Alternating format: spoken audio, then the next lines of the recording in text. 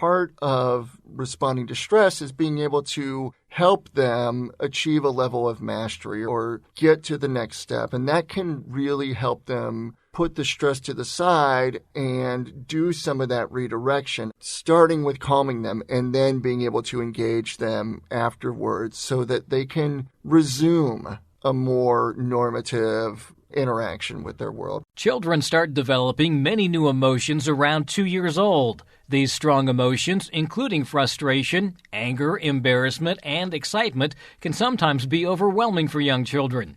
And as a result, they may need to calm down.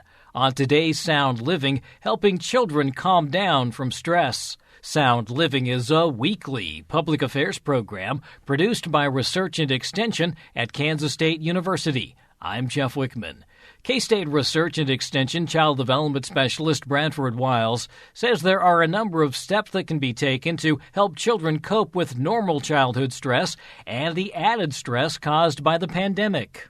Bradford, I imagine this is a conversation that comes up a lot, especially over the last couple of years. How do we help children with stress? Because we know that not only are parents under stress, but children are under stress as well. Yeah, and really it's a process. The first thing that we can do as parents is try to minimize our own stress, taking care of ourselves, being patient, taking deep breaths. One of my mentors always told me to count to 3 before I responded. That really helps. But when it comes to working with your children, being authentic is always a good way to go. Then there are also some practices in which we can engage the same things that we would do. Take some deep breaths. Make sure that you're breathing from your belly. Sometimes we blow out the candles, right? So you have your hand open, and then every time you blow, you put a candle down until you've blown 5 times. And again, that's sort of counting till 5. So there are a lot of techniques, but there's also the parental connection that is really important to it as well. Kind of a calming action then? Yes, always. So when we get stressed, our minds essentially constricts to where we can't really process anything other than the things that are immediately right in front of us. And so any longer term things are hard for us to plan. Any ideas or thoughts that are outside of that stress are really hard to understand. So one of the problems with young children, when they get stressed out and we try to redirect them, they have no interest in redirection. They're trying to deal with their stress at the moment. And so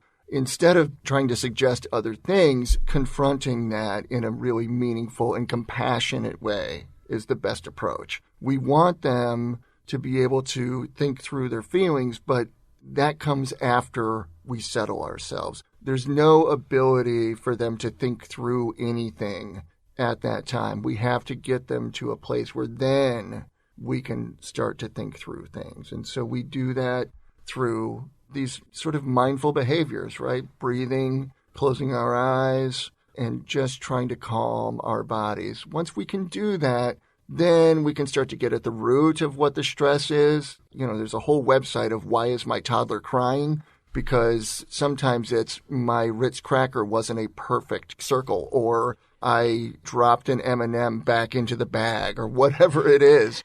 But those things can be real triggers. And in particular, if there's a lot of other stress in the house, those small triggers can be the things that are the straw that broke the camel's back. And so what we encourage parents to do is really take the time to be as intentional as they can and to really be patient, which is so hard when we're stressed.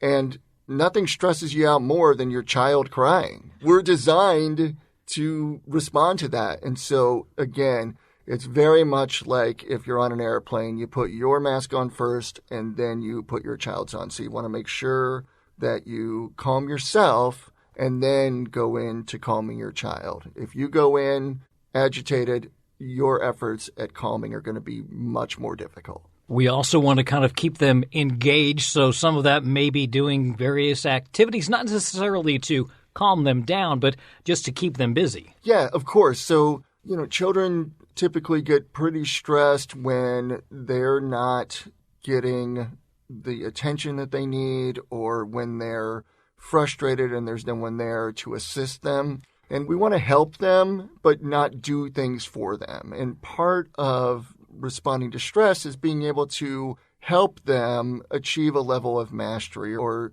get to the next step. And that can really help them put the stress to the side and do some of that redirection. Again, starting with calming them and then being able to engage them afterwards so that they can resume a more normative interaction with their world, right? So they can play with their toys or, pet the dog or whatever it is that they do. But when it comes to stress, it can really derail a lot of those things until we get at least their body and minds calm. We don't have to go into why everything went the way it did. Maybe that's for later in the day or right before bedtime or something like that.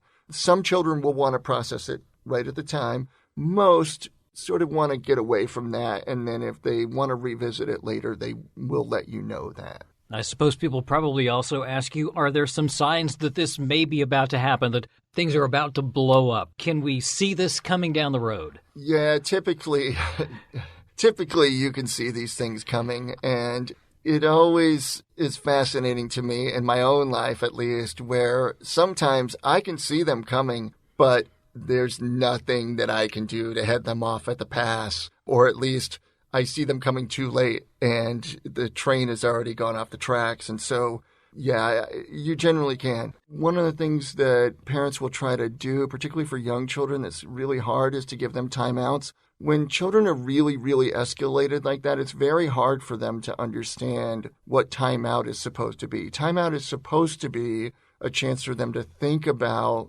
what they've done and think about what they might do differently. When children are really, really escalated like that, it's really just sort of punitive to put them in a space where they can't be comforted and that they have to try to self-soothe when they really don't have those skills. And so what I would do is, for parents, is I would try very much to soothe them. And then if they aren't able to tell you what they did wrong, or, if you ask them, will you do it again? And then they say, yes, I will, then maybe that's the time where they need to think about what they're telling you. But I would really urge parents to use timeout as a way for them to contemplate, not to just get them out of your sight or away. Typically, that just causes a higher escalation, and it's not really productive for you. You want to really try to dismantle that agitation as opposed to accelerating it. And when you put them away from you without them at least being calm, that can be a real trick.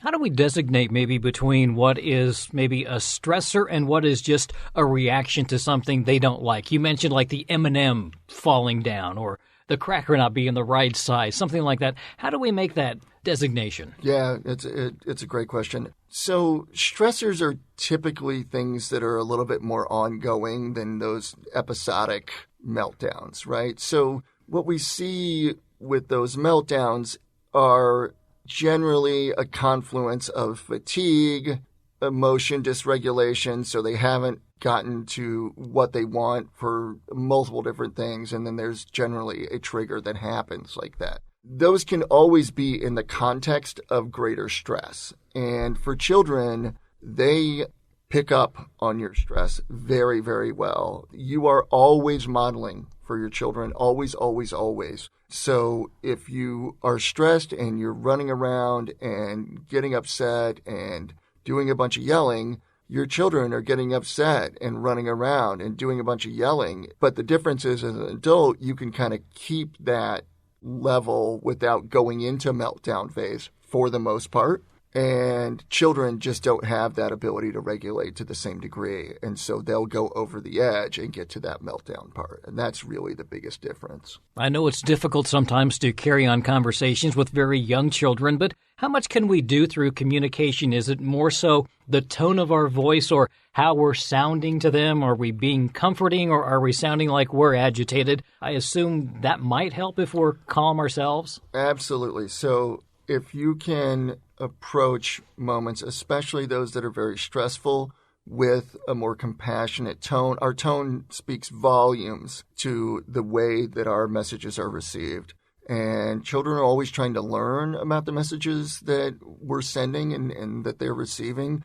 And when our tone is really harsh, they are aware that there's a message that goes along with that. And so conversely, when our tone is nice and calm and compassionate, they hear that too, and that can be an immediate settler.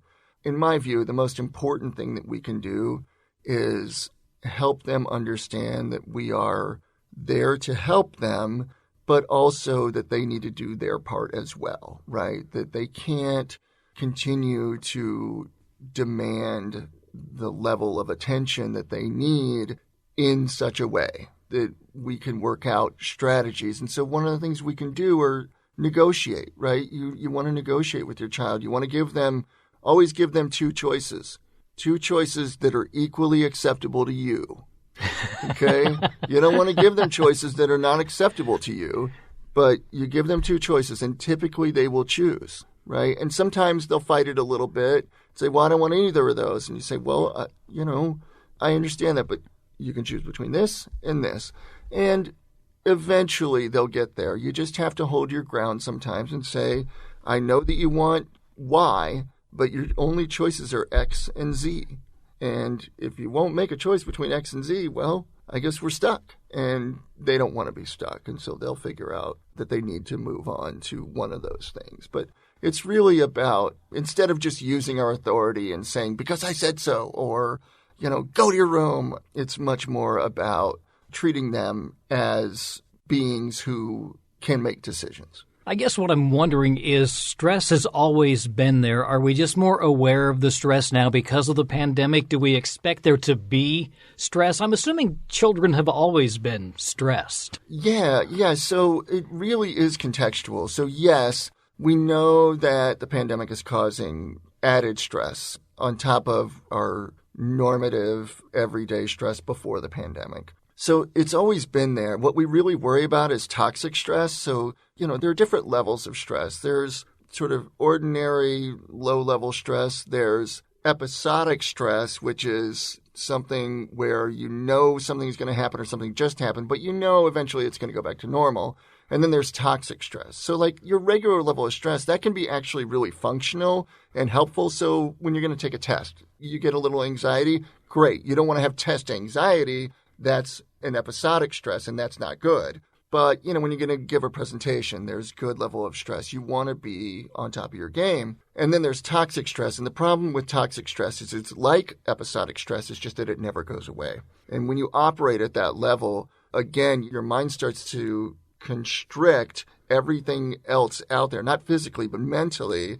You just can't consider other things out there, other possibilities. You have to deal with what's right in front of you. So we talk about it in terms of you have to fight fires. You're always putting out fires. You're always putting out fires. And when you're always putting out fires, you're not able to think about getting the firewood for next season so that you don't have to keep trying to put these out where it's burning all the things you care about. And that's really kind of what we've seen happen over the last couple of years. Absolutely. We're all trying to operate in a world that's very unpredictable. I've said this many times on your show. What humans love is predictability. We love it. Some people are better about it than others, but we all want to know what's going to happen.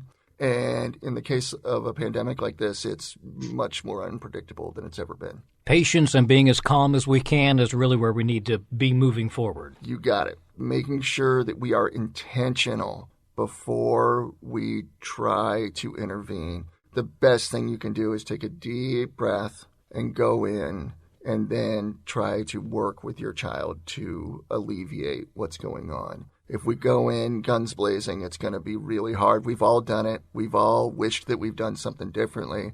And so, I just encourage us to really be compassionate, especially right now, and be compassionate with yourself. It's really important that you forgive yourself, because then the next time you'll be a little bit more aware of what that was like. You've confronted it yourself, and then you can move on and be a better parent with your child. That's Bradford Wiles, a child development specialist with K-State Research and Extension. For more information on early childhood development, contact your local county or district extension office or visit the extension website, ksre.ksu.edu. Sound Living is a weekly public affairs program produced by Research and Extension at Kansas State University. I'm Jeff Wichman, and this is the K-State Radio Network.